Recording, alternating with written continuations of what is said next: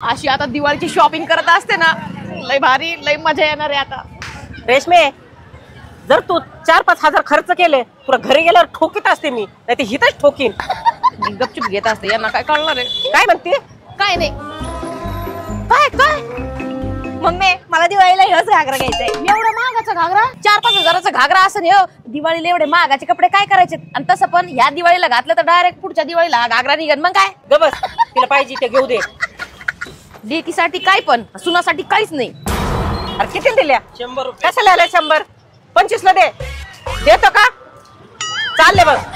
चला, देतो का? 5-6 हजारापर्यंत पण चालन.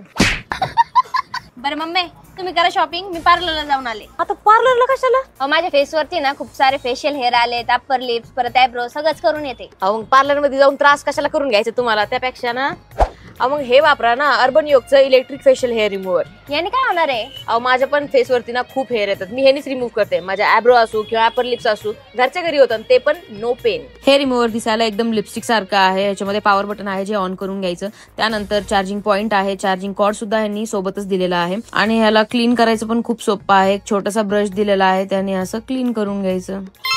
हे तर लय भारी आहे. याला तर आपण कुठं पण कॅरी करू शकतो.